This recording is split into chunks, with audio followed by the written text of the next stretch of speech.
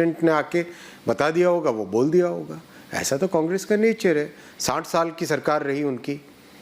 60 साल में से एक ऐसा देश उभर के आ सकता था जो विश्व में आज समकक्ष खड़ा होता, लेकिन क्या किया कांग्रेस ने 60 साल में? आप एक पॉइंट ले लो निरंजन जी, एक सिंगल पॉइंट देखो।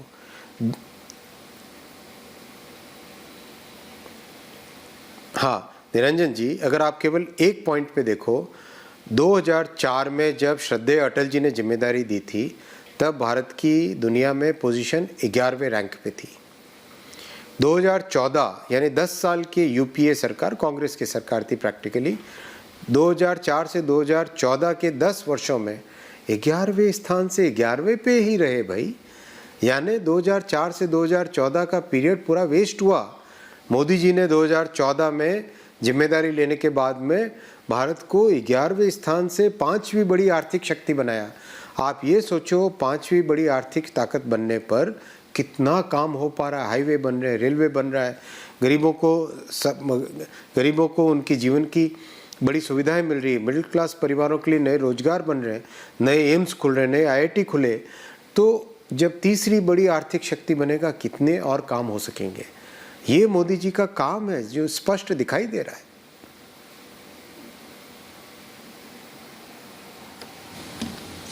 वैष्णव जी, आपकी मैनिफेस्टो और कांग्रेस की मैनिफेस्टो, आप माने बीजेपी की मैनिफेस्टो और कांग्रेस की मैनिफेस्टो में फर्क क्या है आपकी नजर में? देखिए, कांग्रेस के मैनिफेस्टो में कुछ भी क्लियर रोड मैप नहीं है कहीं पर भी। दूसरा, कांग्रेस के मैनिफेस्टो में केवल रिलीजियन के बेसिस पे देश को पीछे ले जाने का काम है।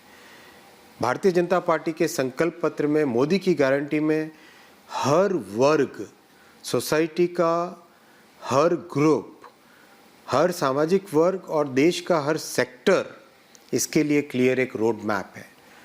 भारतीय जनता पार्टी शुरू से भारत के समरस, एक समावेशी, एक इंक्लूसिव डेवलपमेंट पे विश्वास करती आई है और उस इंक्लूसिव डेवलपमेंट में सबके लिए स्थान है।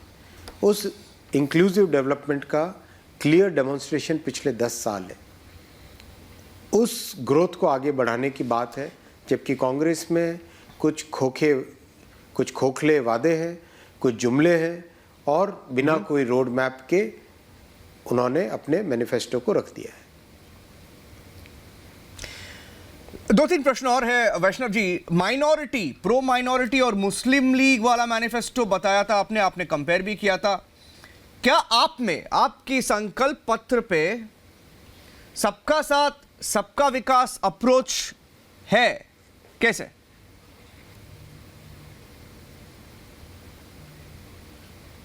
बिल्कुल। और अगर आप देखें तो सबका साथ सबका विकास का अप्रोच आपको स्पष्ट दिखाई देगा।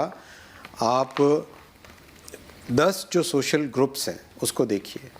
गरीब परिवार, मध्यम वर्गीय परिवार, और मध्यम वर्गीय परिवारों के लिए घर जो सबसे बड़ा सपना होता है, आज मोदी जी ने स्पष्ट तौर पे कहा है मध्यम वर्गीय परिवार और नियो मिडिल क्लास और गरीबों के लिए घर का सपना पूरा करने की वो गारंटी देते हैं।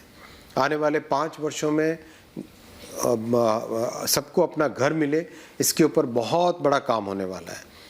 नारी शक्ति, युवा, वरिष्ठ नागरिक जो कि समाज का एक बहुत महत्वपूर्ण ग्रुप है, किसान, मत्स्य पालक, श्रमिक। आज देखिए जो अनऑर्गेनाइज सेक्टर है, गिग वर्कर्स हो गए, taxi driver, auto driver, truck चालक, ट्रक ड्राइवर, घर में काम करने वाले, जो हमारे सोसाइटी में काम करने के लिए प्लम्बर्स आते हैं, जो इलेक्ट्रीशियंस आते हैं, जितने अनऑर्गेनाइज्ड वर्कर्स हैं, उन सब के लिए मोदी जी ने सोचा है और उनके लिए पूरी तरह से कैसे उनकी लाइफ में एक चेंज आए वो लिखा है।